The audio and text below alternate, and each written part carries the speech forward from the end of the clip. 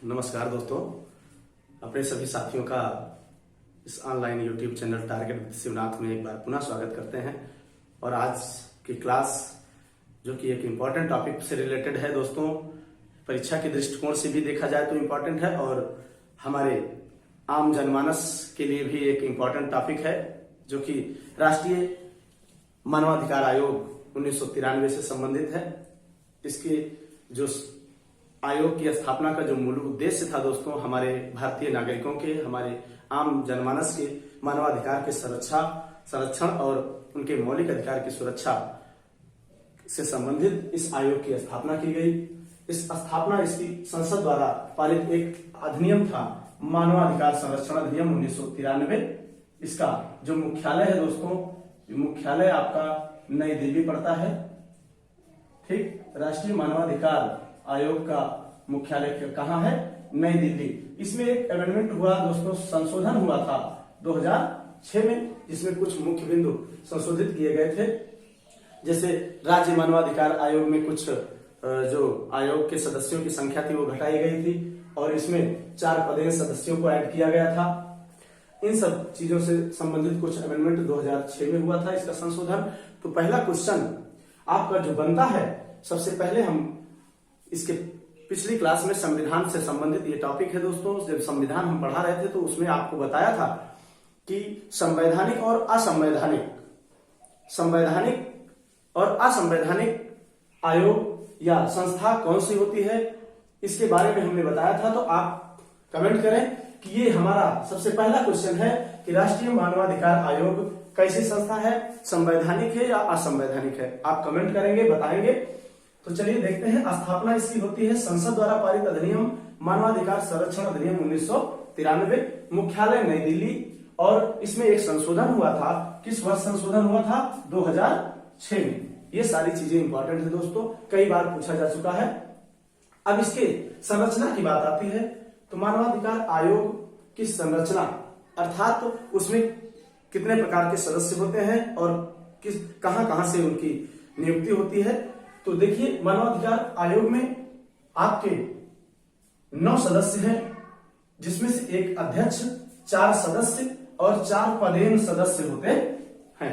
ठीक, तो अध्यक्ष पद पर भारत के सेवानिवृत्त मुख्य न्यायाधीश, हमारे भारत के सेवानिवृत्त मुख्य न्यायाधीश मानवाधिकार आयोग के अध्यक्ष होंगे। और 4 सदस्य होते हैं, 4 पदेन सदस्य होते हैं। पदेन सदस्य से तात्पर्य यह है दोस्तों कि ये 4 सदस्य ऐसे होंगे जो किसी पद पर पीठासीन होते हैं, वो इस मानवाधिकार आयोग के सदस्य होते हैं। ठीक, किसी पद पर पीठासीन व्यक्ति को यदि किसी अन्य पद पर पीठाधिकारी बनाया जाता है तो उसे हम क्या बोलते हैं? पदेन सदस्य बोलते हैं। ठीक, किसी एक पद पर रहते हुए दूसरे पद पर रहना या दूसरे पद के कार्य का निर्वहन करना, वो क्या होता है? पदेन होता है। जैसा कि हमने पदेन शब्द का उल्लेख एक जगह और किया गया है संविधान पढ़ाते समय। राज्यसभा के जो सभापति होते हैं वो क्या होते हैं? पदेन सभापति होते हैं। जैसे कि हमारे उपराष्ट्रपति जो होते हैं वो राज्यसभा के पदेन सभापति होते हैं। ठीक, उसी तरह यहाँ पे 4 पदेन सदस्य होते हैं। कहां से लिए जाते हैं ये? राष्ट्रीय अल्पसंख्यक आयोग से एक सदस्य, दूसरे होते हैं राष्ट्रीय अनुसूचित जाति आयोग से, तीसरे आपके राष्ट्रीय अनुसूचित जनजाति आयोग से और चौथे सदस्य आपके राष्ट्रीय महिला आयोग से होते हैं। तो ये 4 पदेन सदस्य हो गए। और अगले जो 4 सदस्य होते हैं, इनमें से 2 आपके न्यायाधीश स्तर के होते हैं। ठीक, 2 न्यायाधीश स्तर के होंगे, जो आपके एक सुप्रीम कोर्ट के न्यायाधीश होंगे और एक हाई कोर्ट के चीफ जस्टिस होंगे। ठीक, सेवानिवृत्त भी हो सकते हैं और पीठासीन भी हो सकते हैं। ये 2 न्यायाधीश, ये 2 सदस्य हमारे जो न्यायाधीश स्तर के होंगे, ये आपके सुप्रीम कोर्ट के कार्यरत अथवा पूर्व न्यायाधीश हो सकते हैं। और दूसरे जो आपके हैं वो आपके हाई कोर्ट के कार्यरत न्यायाधीश हो सकते हैं और सेवानिवृत्त मुख्य न्यायाधीश भी हो सकते हैं। और जो अन्य 2 सदस्य होंगे ये मानवाधिकार के जानकार होते हैं, जो राष्ट्रपति की दृष्टि से मानवाधिकार के विषय में जो जानकारी रखते हैं उनको राष्ट्रपति द्वारा नॉमिनेट किया जाता है। ठीक, तो इस तरह संरचना में देखेंगे तो 4 सदस्य हमारे ये हो जाते हैं, 4 सदस्य पदेन सदस्य हो जाते हैं और एक अध्यक्ष होते हैं। ये अध्यक्ष हमारे सेवानिवृत्त मुख्य न्यायाधीश होते हैं। तो आपसे एक क्वेश्चन है, आप कमेंट करेंगे कि वर्तमान में राष्ट्रीय मानवाधिकार आयोग के मुख्य अध्यक्ष क्या हैं, कौन है, आप बताएंगे, कमेंट करेंगे कि राष्ट्रीय मानवाधिकार आयोग के अध्यक्ष इस समय कौन है। ठीक, चलिए नियुक्ति की बात की जाए। अगर नियुक्ति की बात की जाए दोस्तों तो इनकी नियुक्ति राष्ट्रपति द्वारा होती है और ये नियुक्ति एक चयनित कमेटी के आधार पर होता है। 6 सदस्यीय चयनित कमेटी होती है, 6 सदस्यीय एक चयन समिति होती है जो कि किसकी अगुवाई में काम करती है, प्रधानमंत्री की। ठीक, प्रधानमंत्री के नेतृत्व में 6 सदस्यीय कमेटी के आपके जो सहयोग से राष्ट्रीय मानवाधिकार के आयोग के अध्यक्ष और सदस्यों की नियुक्ति करता है। ठीक, तो वो कमेटी में 6 सदस्य कौन होते हैं, प्रधानमंत्री होते हैं, लोकसभा के अध्यक्ष होंगे, राज्यसभा के उपसभापति होंगे और दोनों सदनों के मुख्य विपक्षी दल के नेता, ठीक, और एक केंद्रीय गृह मंत्री होंगे। ठीक, इस तरह आपकी ये 6 सदस्यीय चयन समिति होगी जिसकी सिफारिश पर राष्ट्रपति द्वारा इनकी नियुक्ति की जाएगी। ठीक, ये तो इनकी नियुक्ति की प्रक्रिया हो गई।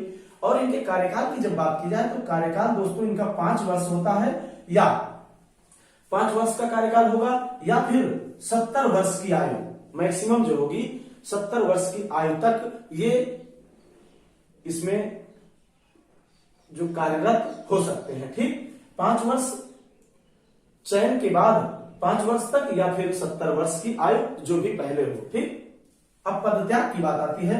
पदत्याग का मतलब है कि इनको पद से हटाया जा सकता है, किसके द्वारा, राष्ट्रपति के द्वारा। राष्ट्रपति के द्वारा कुछ शर्त है, उसके आधार पर इनको जो है पद से हटाया जा सकता है। पहली शर्त क्या है, दिवालिया होने पर। ठीक, दिवालिया की स्थिति में इनको प्राथमिकता के आधार पर राष्ट्रपति इनको पद से पदमुक्त कर सकता है। ठीक, नेक्स्ट आपका कार्यकाल के दौरान रोजगार में संलिप्त पाए जाने पर, अपने कार्यकाल के दौरान किसी रोजगार में ये संलिप्त पाए जाते हैं तो राष्ट्रपति इनको पद से मुक्त कर सकता है। तीसरा कंडीशन है मानसिक और शारीरिक कारण। बहुत सारे ऐसे रीजन हैं जिसके कारण ये जो है अपने कार्य करने में अक्षम हो जाते हैं, तो उसकी वजह से भी राष्ट्रपति इनको पदमुक्त कर सकता है। तीसरा है कि न्यायालय द्वारा किसी अपराध का दोषी पाए जाने पर, यदि न्यायालय हमारा ये साबित कर देता है कि ये किसी अपराध में दोषी पाए जाते हैं, तब इनको जो है अपने पद से त्यागपत्र देना होगा। ठीक, दुराचरण, अगला है आपका दुराचरण और अक्षमता के आधार पर। ये ऐसा रीजन है दोस्तों जिसके आधार पर राष्ट्रपति इनको पद से मुक्त तब तक नहीं कर सकता जब तक इसकी पुष्टि सुप्रीम कोर्ट द्वारा नहीं कर दी जाती। तो इसको हम विशेष ध्यान रखेंगे।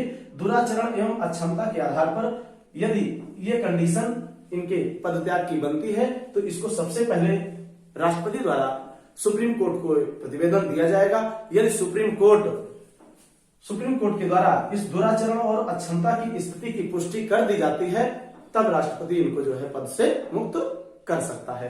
ठीक, चलिए वेतन और भत्ते की बात की जाए दोस्तों तो वेतन और भत्तों का निर्धारण हमारी केंद्र सरकार द्वारा निर्धारित होता है। ठीक, जो कि संचित निधि पर भारित होगा। मुख्य बिंदु क्या है, इनका कुछ इंपॉर्टेंट मुख्य बिंदु है, इसको देखते हैं। यह एक सिविल न्यायालय की भांति कार्य करेगा। ठीक, ये एक सिविल न्यायालय की भांति कार्य करेगा।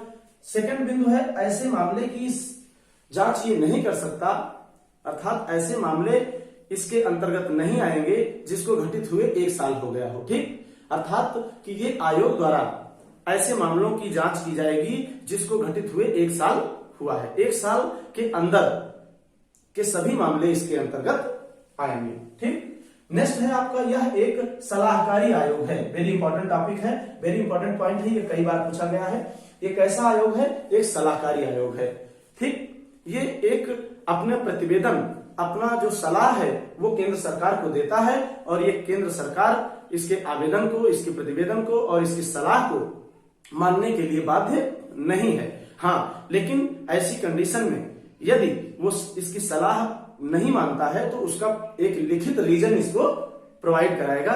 जो भी टाइमिंग है 1 महीने के अंदर इसकी सलाह को न मानने का, यदि इसकी सलाह को अवॉइड करता है तो उसकी सलाह को 1 महीने के अंदर इसको लिखित प्रतिवेदन देगा कि किस कारण से इसकी सलाह को अमान्य किया गया।